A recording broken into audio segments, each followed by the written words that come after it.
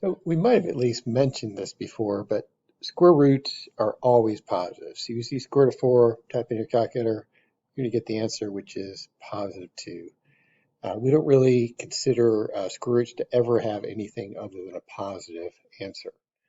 However, this is a little different question here on the right. This is saying x squared is equal to 4. So you're squaring some number to equal a positive number. Well, when you square a negative, it also equals a positive number. So there's two possible answers for this. You probably already know the two answers, 2 and negative 2.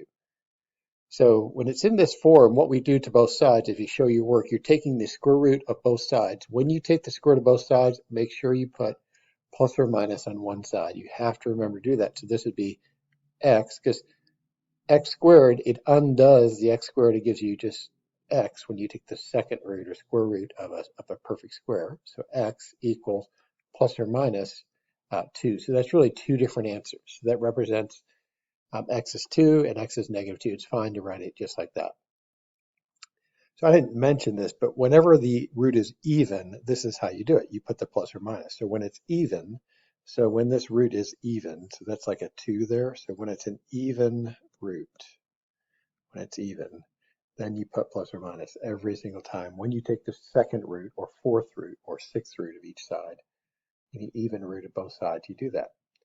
Odd roots work a little differently. So odd roots can be negative, so that's not a problem. Even roots are always positive, right? We said that. So odd roots can be negative. In fact, the answer to this one, if you type in your calculator, is negative 2, because negative 2 times negative 2 times negative 2 is in fact negative 8, or sorry, negative 2 is in fact negative 8, because we have three negatives. The first two negatives maybe make a positive, but this one still makes a negative. So it's quite possible to have an odd root of a negative and get a negative answer. There's no imaginary. If you take the even root of a negative, you're going to get an imaginary answer, but there's no imaginaries here. These are real answers.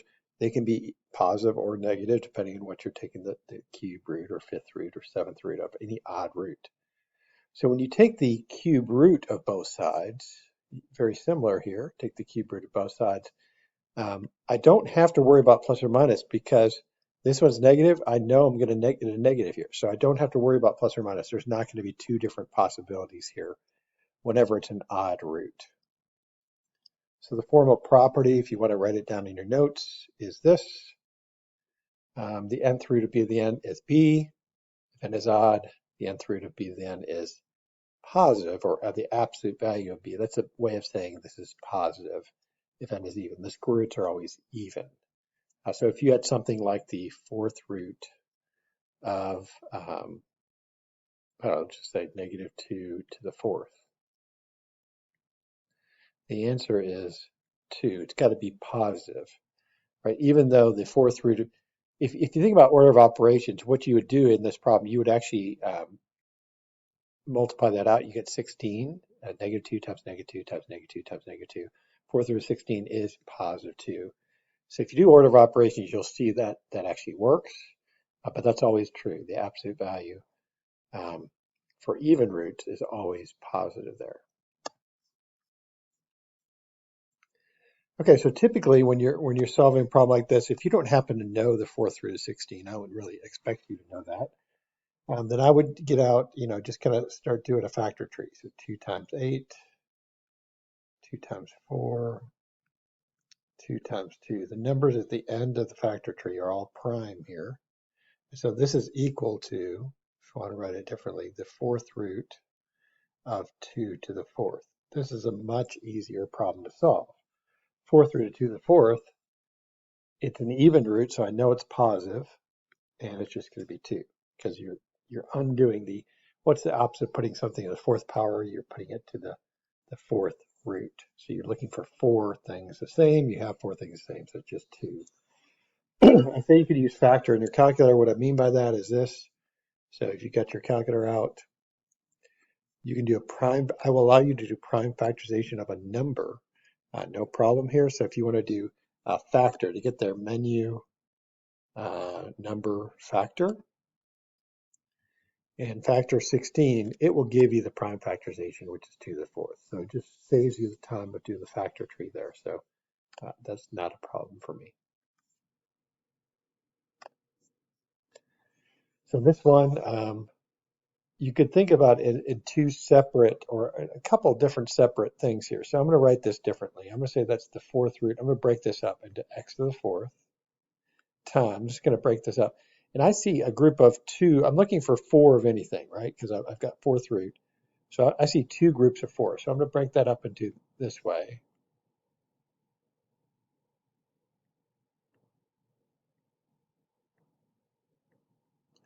So one way of doing this is to go, well, the fourth root of x to the fourth is x.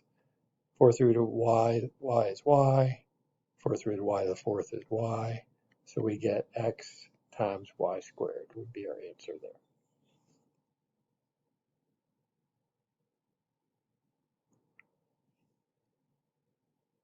So it might be helpful to think in fractional exponents. So I don't know if we've mentioned this before, but this is the index or root out here, the n out there to the left of the radical. This m is the exponent. And so when you have a fractional exponent that, like a rational exponent, this is called, you can write it like that. So in other words, if you saw something like 8 to the 2/3 power, that is the same thing as, if I write that in radical form using this, the denominator is the index here. So this would be the third root of 8 to the, and you can put the 2 here. I usually put the 2 on the outside. It makes more sense in this case to put it on the outside, but you could also put it, so this could be written the mth root of a all to the power of n. That's another way to write. Those two are the same thing. So I usually prefer to write the exponent on the outside because it's almost always to your advantage to do the inside first, do the root first. Keeps the number really small. I don't have to square 8 and then take the cube root. I want to keep the number small. So cube root of 8 is, what is the cube root of 8? So cube root of 8, what times what is 8? That was 2. 2 squared is 4. The answer is 4 here. So you can evaluate things very quickly if you know how to do that way. So let's look at a couple of these.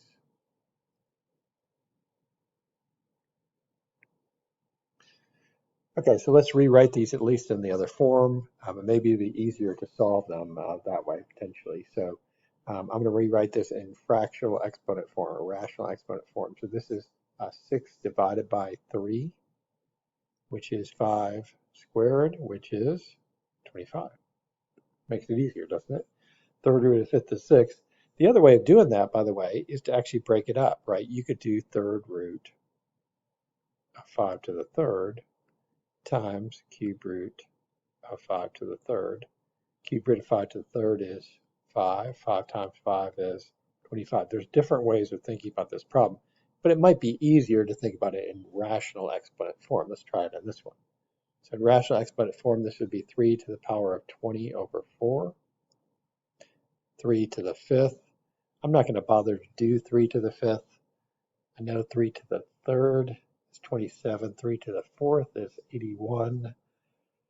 81 times 3 is 243. I think I will bother to do it. Okay, 243. But I would actually, if you don't have a calculator here, I'd be fine with that answer.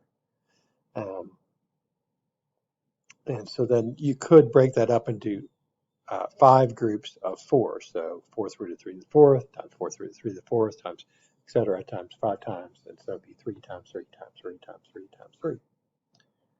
This one, the index out here is not written, but it's understood to be a 2. When it's a square root, the index is a 2. So writing that in rational exponent form, that would be 8 over 2, which is 7 to the fourth. And kind of like before, I'm fine with leaving it like that. If you don't have a calculator, if you have a calculator, type it in, see what you get. But I want to see this work. I want to see you do that. Or you could break it up into, I guess, 4 groups of square root of 7 squared, or square root of 49, 4 times. This one, again, I'm going to rewrite it. So in rational exponent form, this is x to the 12 fourths times y to the 16 fourths. So this is x to the third times y to the fourth.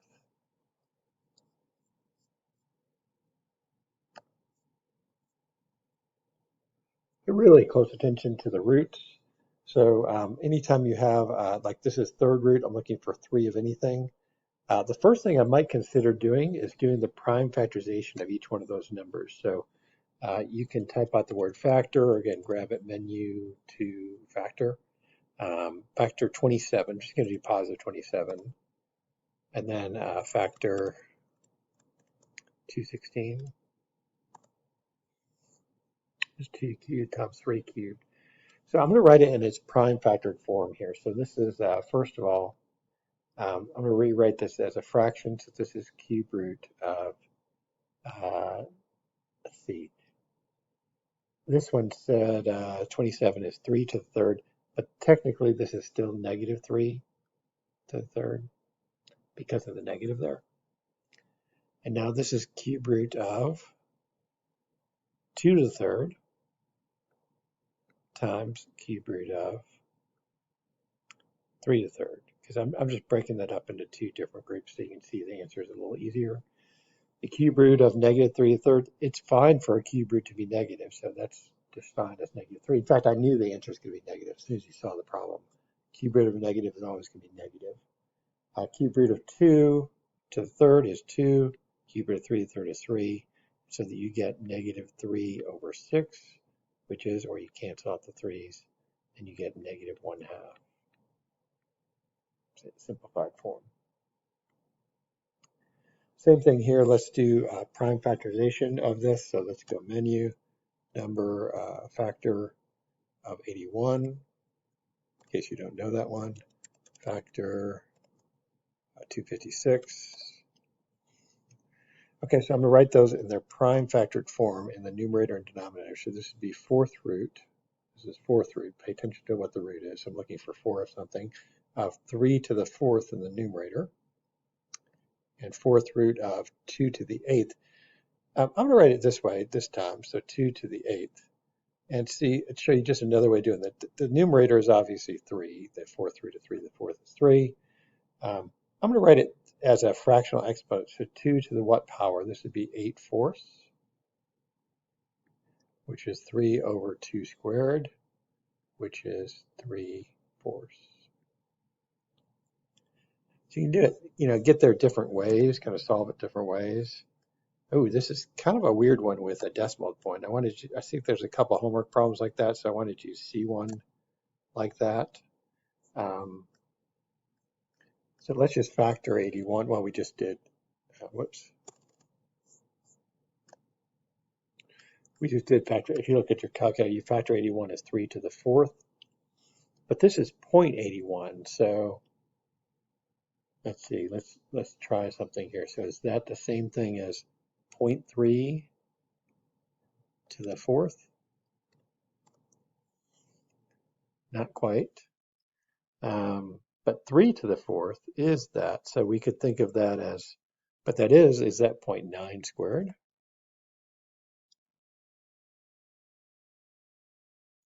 0.9 squared. 0.9 times 0.9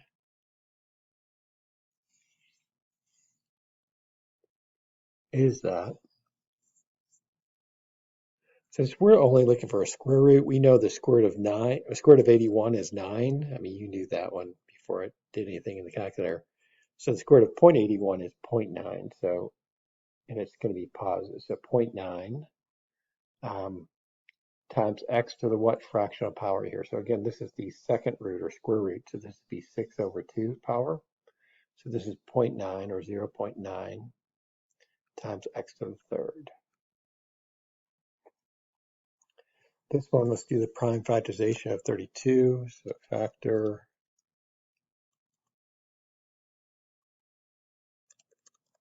factor 32 to the 5th. So this is 5th root. I'm just going to rewrite this as 2 to the 5th times a to the 10th. So let's break that down. 5th root of 2 to the 5th is 2 times a to the what fractional power? This would be 10 over 5, which is 2 times a squared. It's kind of a neat, when you get good at just kind of like simplifying, radicals by knowing how to do, change it to exponent form makes it so much easier. Again, you could have broken that down into 5th root of So another way of doing this, after you get, I'm just talking about the a part. So this would be fifth root of 2 to the fifth times fifth root of a to the fifth times fifth root of a to the fifth. So you could break it down like that, and then take the square or the fifth root of each term. So 2 times a, which is 2a squared. You get the same answer.